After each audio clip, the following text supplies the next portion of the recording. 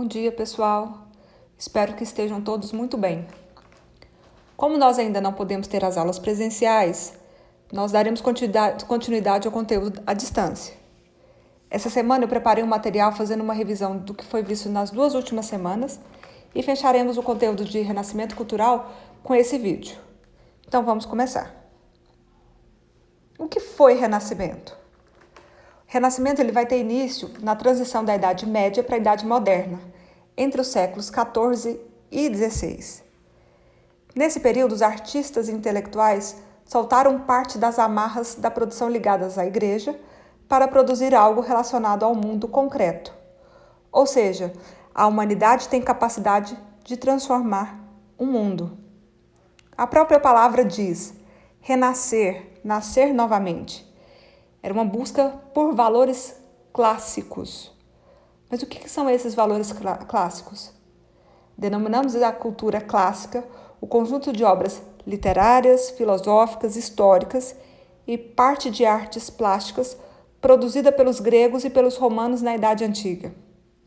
Os pensadores do Renascimento queriam, acima de tudo, conhecer, estudar e aprender os textos da cultura clássica, vistos como portadores de reflexão e conhecimentos que mereciam ser recuperados. Mas é importante salientar, gente, que a retomada dos textos da cultura greco-romana teve como objetivo o conhecimento de outras formas de pensar. Não era para copiá-las, mas sim para refletir sobre elas. Entro nesse contexto próprio da passagem da Idade Média, então, para a Idade Moderna. Mas por que a Itália foi o berço do Renascimento cultural? Olha só, ela tinha cidades como Gênova, Florença, Veneza, em que elas desenvolveram um grande movimento intelectual e artístico favorecido pelo importante crescimento comercial e urbano. Grandes mercadores italianos passaram a incentivar o desenvolvimento artístico, financiando vários artistas. Esses ricos comerciantes eram chamados de mecenas, e o apoio que dava aos artistas ficou conhecido como mecenato. Um outro fator importante que fortaleceu o desenvolvimento artístico e cultural na Itália foi a ligação direta com o legado, principalmente o estilo artístico grego-romano ou greco-romano.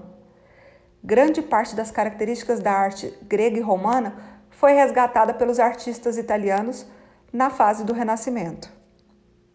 Mas quais são os pilares, então, do Renascimento? O primeiro, o antropocentrismo.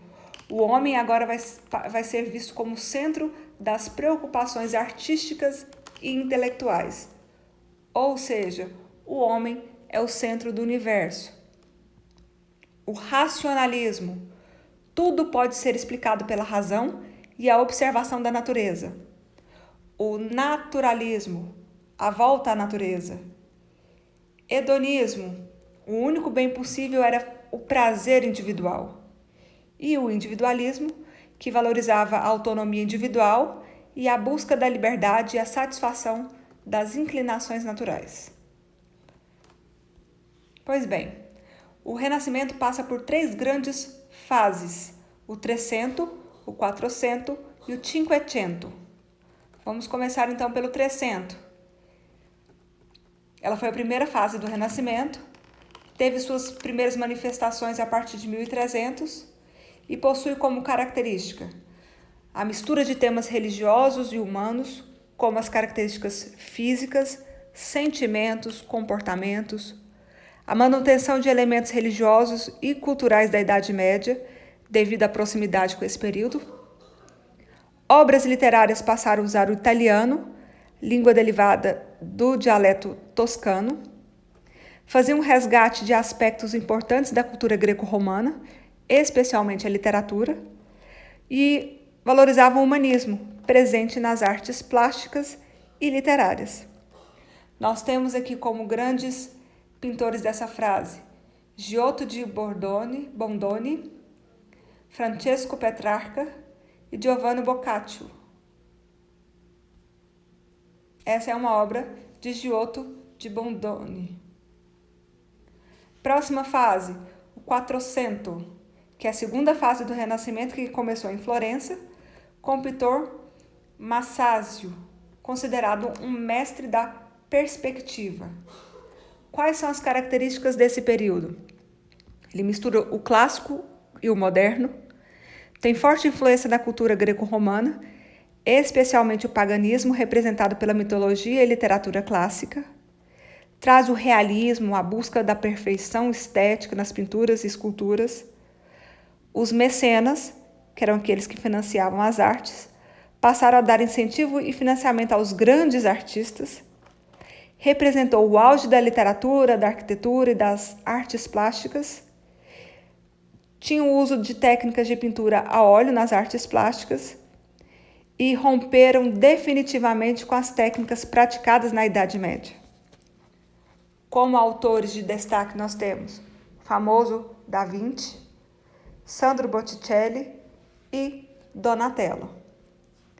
Esse é o quadro famoso, a Santa Ceia de Leonardo da Vinci. O último período é o Cinquecento, que é a última fase do Renascimento, e Roma vai se tornar o centro da arte, com destaque na Basílica de São Pedro, onde o Papa fica, lá no Vaticano. Mas quais são as características desse Cinquecento? Presença do humanismo na pintura, na literatura e na escultura. Expansão do Renascimento, que não vai ficar só preso à Itália, vai para os países como Holanda, Portugal, Espanha, Alemanha e França.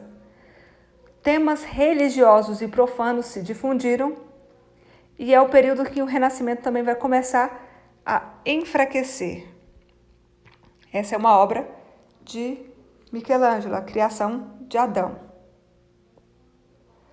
Eu tenho também artistas que vão estar fora da Itália, que vão levar esse legado do Renascimento. Porque ao longo do desenvolvimento do movimento renascentista, ele vai romper com as cidades italianas para manifestar em outros grandes centros urbanos, como os Países Baixos, e Portugal, Espanha. Nós temos nesses países uma rica e forte burguesia mercantil que vai investir grandes quantidades no financiamento de vários artistas dessas localidades. Na literatura, nós temos, por exemplo, Miguel de Cervantes, na Espanha, Luís de Camões, em Portugal, e Erasmo de Roterdã, na Holanda. Nós encerramos aqui a nossa aula de hoje.